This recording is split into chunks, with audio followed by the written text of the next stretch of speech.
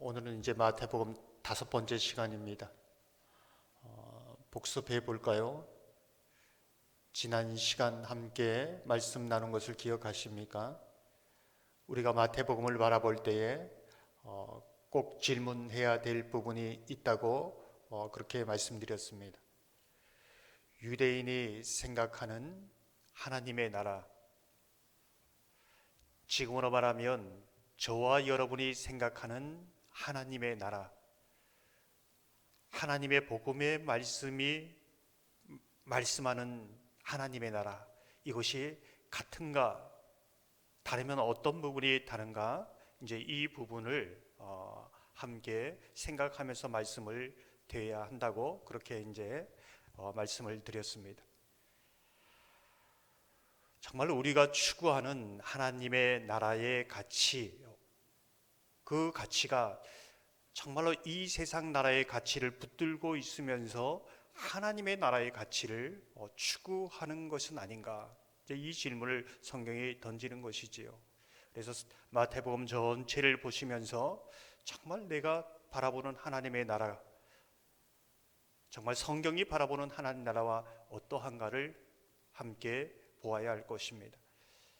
지난주에는 예수님의 세 가지 시험을 함께 묵상했습니다. 첫 번째 시험이 떡을 돌로 만들라라는 시험이었습니다.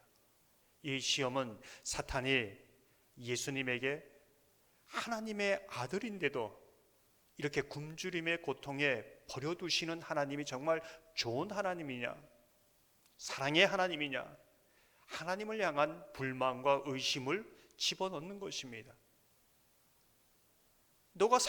너를 기뻐하고 사랑하는 하나님의 아들인데도, 자녀인데도 이렇게 내버려 두는 것, 이 부분에 대해서 오늘도 동일하게 저와 여러분에게 이 불만과 불신과 의심을 사탄이 집어넣는 겁니다. 이때 예수님의 답변은 어떤 것입니까? 사람이 떡으로만 살 것이 아니라 하나님의 입으로부터 나오는 모든 말씀으로 살 것이다, 이렇게 말씀합니다. 무슨 뜻일까요? 떡, 생명의 문제지요. 떡이 없는 것, 죽음의 문제입니다. 다시 말해서 살고 죽는 문제는 떡에 있는 것이 아니라는 겁니다. 하나님의 뜻, 하나님의 주권 안에 있다는 것이지요. 아무리 건강관리 시스템 3개월에 6개월에 아니 다달이 아니 매주 건강관리를 해도 하나님께서 이 밤 나의 영혼을 거두어 가시면 아무것도 아닌 것이죠. 아무리 미래가 보장되고 모든 이제 노후 준비가 잘 돼 있어도 오늘 밤 내 영혼을 불러가시면 그건 아무것도 아닙니다. 하지만 우리가 살아야 할 이유, 사명이 있다면 그 죽음의 현장 가운데서도 살게 하십니다. 피할 길을 주시는 것이지요. 죽고 사는 문제가 떡에 있는 것이 아니라 하나님의 주권과 하나님의 원하심 안에 있다, 이 부분을 말씀하는 겁니다. 이 부분을 통하여 시험을 넘어가시는 것이지요. 우리가 이러한 시험을 당할 때에 어떻게 이 시험을 이길 수 있는가를 보여주고 있는 것입니다. 두 번째 시험은 성전 꼭대기에서 뛰어내리라는 시험이었습니다. 이 시험은 어떤 시험일까요? 성전 꼭대기에서 뛰어내리면 발이 돌에 부딪히지 않게 할 것이다. 하나님의 자녀이면, 사랑하는 하나님의 아들이면 천사를 보내서 보호해줄 것이다. 그래야 하나님이고 그래야 하나님의 자녀다. 그것으로 하나님의 사람이라는 것이 증명된다. 사탄이 이 시험을 하는 겁니다. 예수님의 대답은 무엇입니까? 주 너의 하나님을 시험하지 말라. 하나님의 아들이어도 십자가의 고난을 당합니다. 십자가에 아픔이 있습니다. 근데 그 아픔을 통하여 하나님의 구원을 이루시고 하나님의 그 섭리를 이루시는 과정으로 삼으시는 것이지요. 이와 같이 우리가 하나님의 자녀인데도, 하나님의 사랑하는 자임에도 불구하고 병이 올 수 있습니다. 고난이 올 수 있습니다. 실패할 수 있습니다. 넘어질 수 있습니다. 그럼 하나님이 나를 사랑하지 않는 것인가? 하나님은 나를 그냥 버려두시는 것인가? 하나님이 나를 그냥 방관하시는 것인가? 아니라는 겁니다. 그 과정을 통해서, 심지어 그것이 내 실수라 할지라도 하나님은 하나님의 더 큰 섭리, 하나님의 뜻을 이루는 과정으로 삼으신다는 겁니다. 하나님의 말씀의 뜻 안에 있는 사람은, 영적으로 깨어 있는 사람은 그 하나님의 섭리의 손길을 볼 수 있는 것이지요. 그러므로 하나님은 시험의 대상이 아니라 믿음의 대상이 되어야 한다. 이것이 두 번째 시험을 이기시는 예수님의 모습이요, 우리가 어떻게 이 시험을 이길 수 있는가 볼 수 있는 겁니다. 세 번째 시험은 내게 경배하면 이 세상의 모든 영광을 주리라. 사실 많은 사람들이 세상 영광 얻기 위해서 하나님을 섬길 이유를 삼기도 합니다. 그러나 예수님이 어떻게 말합니까? 주 너희 하나님께 경배하고 다만 그를 섬기라. 무슨 뜻일까요? 주시는 분도 하나님이시요 거두어 가시는 분도 하나님이다. 이 세상의 모든 것이 하나님이다. 사탄도 하나님의 주권 안에 있습니다. 무엇을 내게 주셨기 때문에 하나님을 경배하는 것이 아니라 내 모든 것을 거두어 가셨기 때문에 하나님을 경배하지 않는 것이 아니라, 하나님은 경배받으셔야만 하고 경배받으실 분은 오직 하나님 한 분이다. 하나님만이 창조주이시고 하나님만이 전능하신 분이고 만유의 주이시고 왕이시다. 이제 이 고백이 세 번째 시험입니다. 하나님은 하나님의 뜻대로 주시기도 하고 안 주시기도 합니다. 그 모든 동기가 사랑이라는 것이지요. 저와 여러분이 지금도 우리를 심하는 모든 그 시험 가운데 주님을 힘입어 승리하는 복된 삶이 되시기를 주님의 이름으로 축원합니다.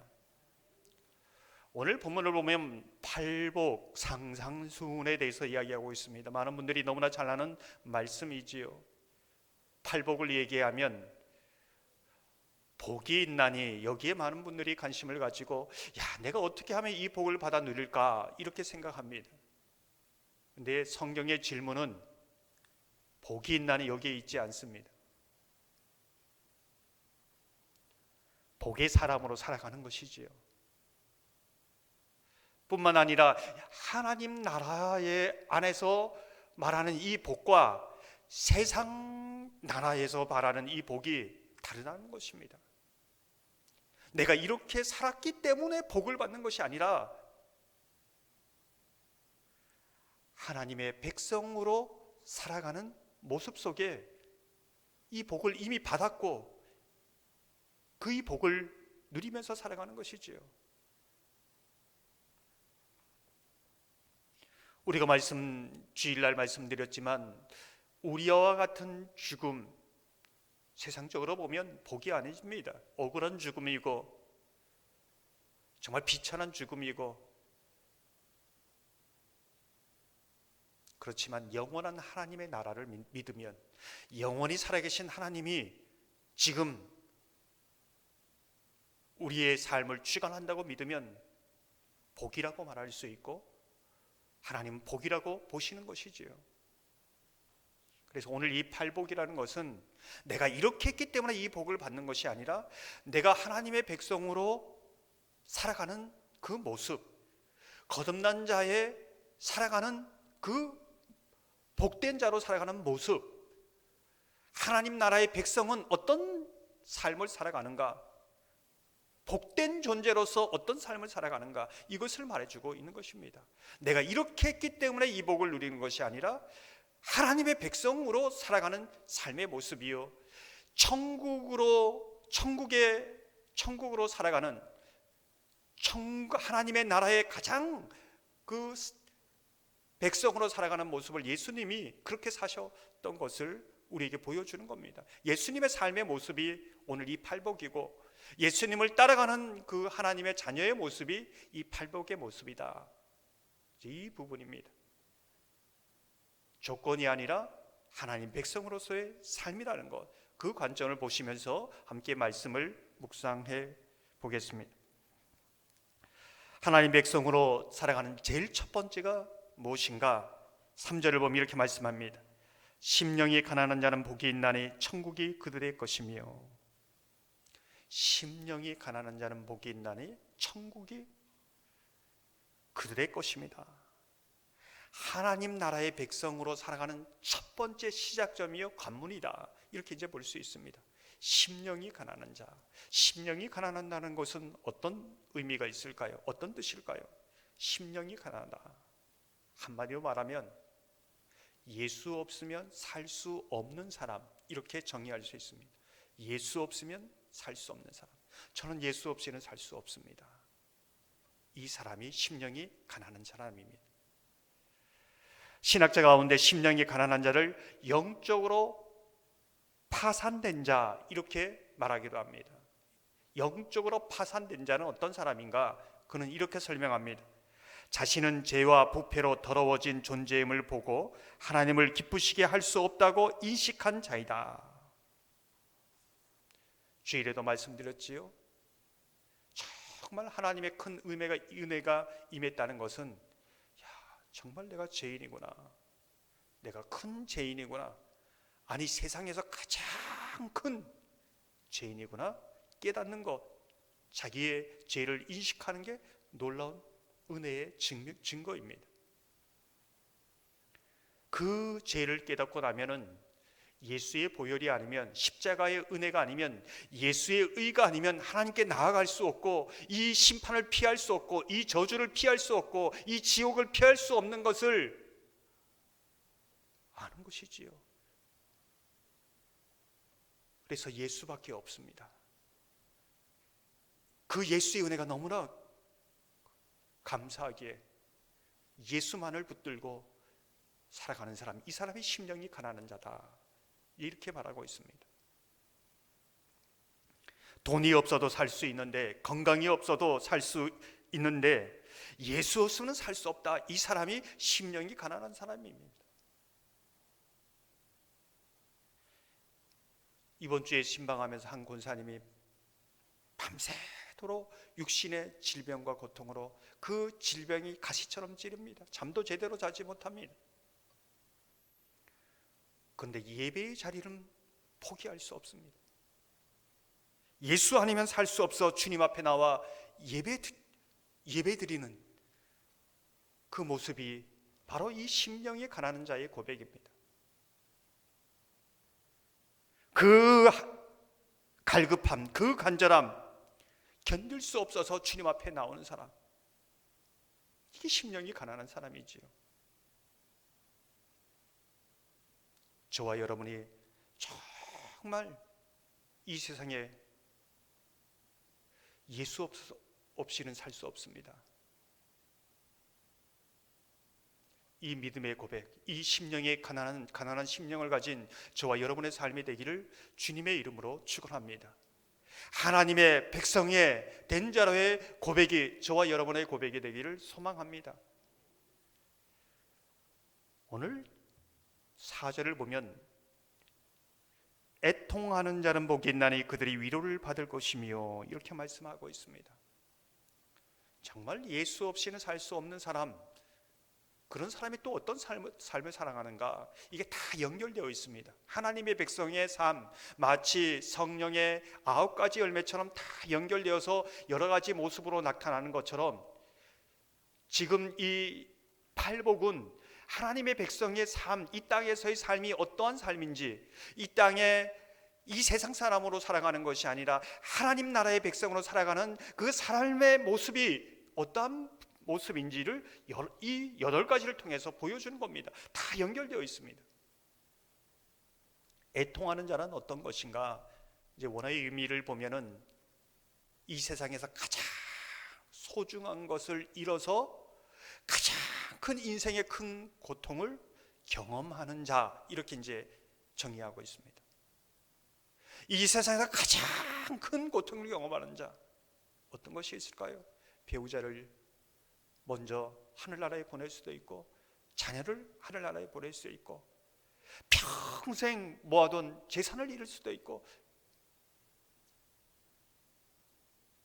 근데 그 애통하는 자가 복이 있다는 겁니다. 세상적으로 보면 말도 안 되는 얘기지요. 근데 하나님의 나라의 백성은 이 고백을 한다는 겁니다. 메시지 성경은 이렇게 번역을 합니다. 가장 소중한 것을 잃었다고 느끼는 너희는 복이 있다, 이렇게 말합니다. 말도 안 되는 것이지요. 근데 성경은 이렇게 말씀합니다. 왜 그런가? 내가 소중한 것을 잃어버렸습니다. 상실했습니다.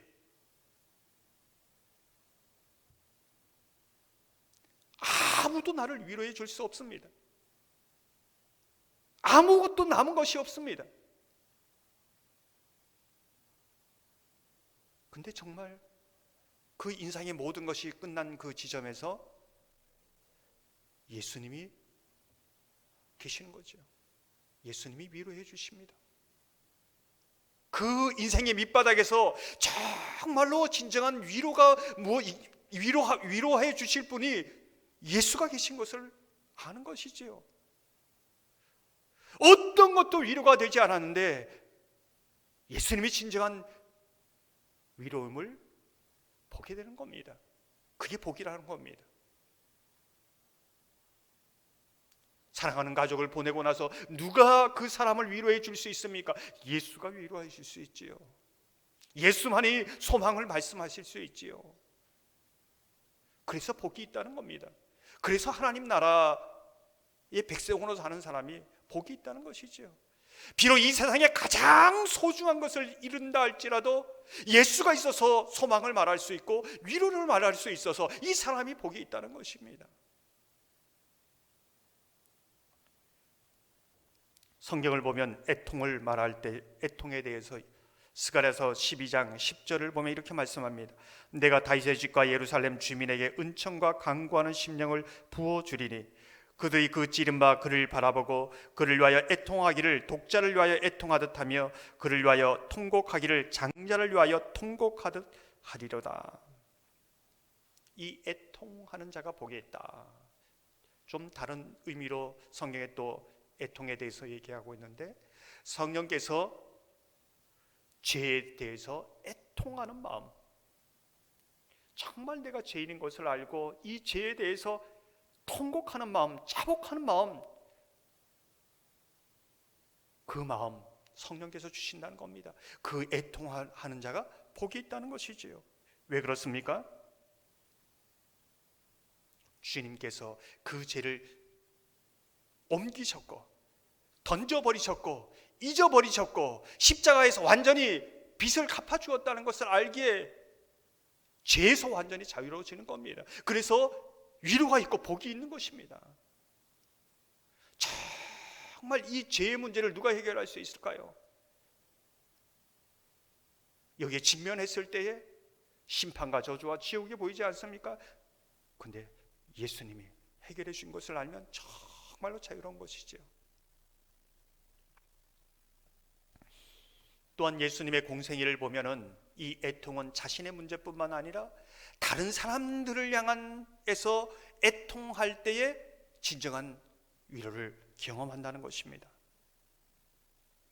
예수님의 삶은 다른 사람을 향한 애통의 그 마음을 가지고 있을 때에 나에게 진정한 천국이 경험되고 하나님의 위로가 경험된다는 것이지요.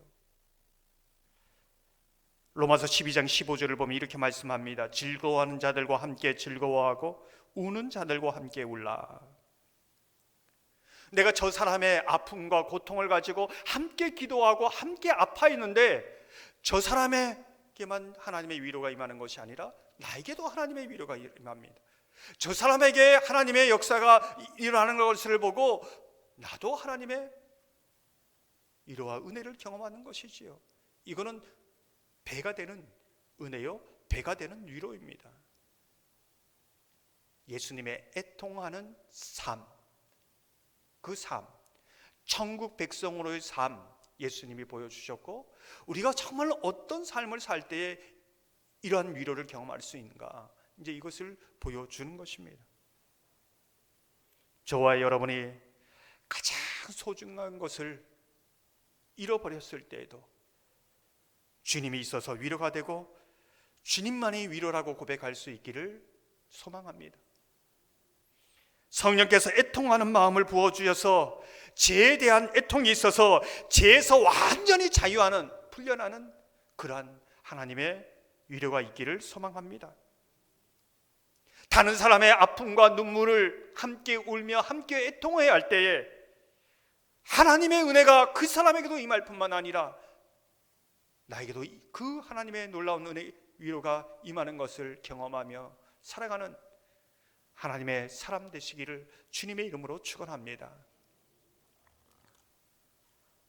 오늘 팔복 가운데 세 번째 5절을 보면 이렇게 말씀합니다. 온유한 자는 복이 있나니 그들이 땅을 기업으로 받을 것이며. 온유한 자는 어떤 사람입니까? 여러 번 이를 다루어서 이미 그 뜻을 아실 겁니다. 야생마와 같이 전혀 길들일 수 없는 거친 성품, 이게 우리의 실체입니다. 그런데 탁월한 조련사에 의해서 그 거친 성품이 아주 온순한, 주인의 뜻에 따라 움직이는 온순한 그런 자로 바뀌어지는 것, 이걸 온유라고 말합니다.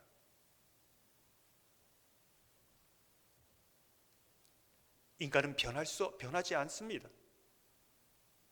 바꿀 수 없습니다. 인간 스스로 자기를 노력하고 개혁하고 좀 개선하고 불가능하다는 겁니다.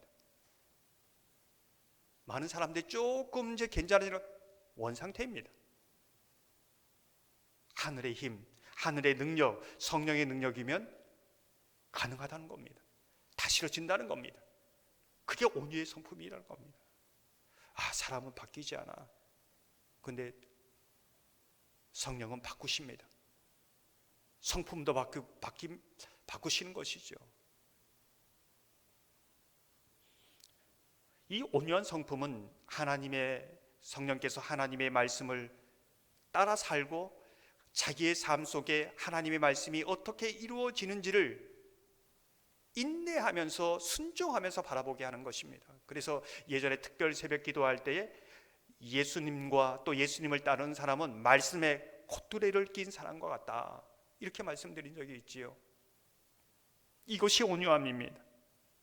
예수님께서 십자가를 지시면서 하나님의 말씀을 따라가도록, 복종하도록 성령께서 도우십니다. 성령께서 사람들이 조롱하고 때론 책찍을 휘고 십자가에 못 박아도 그들에게 분노하지 않습니다. 그들을 탓하지 않습니다. 왜 내가 이런 상황에 있는가 억울해하지도 않습니다. 왜요? 하나님의 약속 안에 있기 때문에 그렇습니다. 하나님의 약속이 이루어지고 그 약속 안에서 하나님의 뜻이 이루어지는 것을 바라보기 때문에 그러는 것이지요. 하나님의 그 약속 안에서 나아가는 그 힘, 그 말씀을 따라 살아가는 힘을 성령께서 주시는 겁니다. 온유한 자가 땅을 기업으로 받는다. 많은 세상 사람들은 내가 마음을 좀 온유하게 먹어서 이 땅에서 많은 땅을 갖고 땅 부자가 되었으면 좋겠다, 그런 생각을 하는 사람인데 그런 뜻이 아닙니다. 땅을 기업으로 받는다는 것은 이 세상의 부동산을 의미하는 것이 아니라 하나님의 약속이 이루어지는 것, 하나님의 뜻이 내 삶 속에서 이루어지는 것, 그것이 기업입니다. 나의 기업이지요. 흔들리지 않는 기업입니다.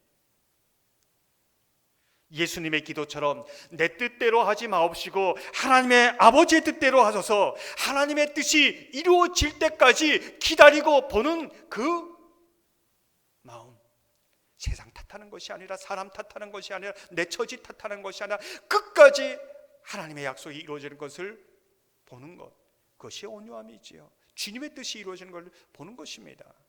그래서 시편 기자는 이 온유함에 대해서 이렇게 고백을 합니다. 시편 37편 4절에서 6절을 보면 또 여호와를 기뻐하라. 그가 내 마음의 소원을 내게 이루어 주시리로다. 내 길을 여호와께 맡기라. 그를 의지하면 그가 이루시고 내 의를 빛같이 나타내시며 내 공의를 정오의 빛같이 하시리로다.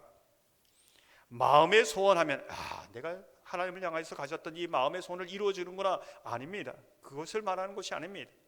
마음의 소원은 하나님은 정의롭고 공의롭고 선하신 하나님, 그 하나님의 뜻이 이루어지는 그것을 저는 원합니다. 이게 마음의 소원입니다.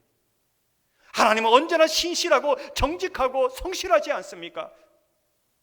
거기에 내 소망을 둡니다. 이게 마음의 소원이지요. 내가 원하는 소원이 이루어지는 것이 아니라 하나님의 뜻이 이루어지는 것을 바라는 것, 이것이 소원입니다.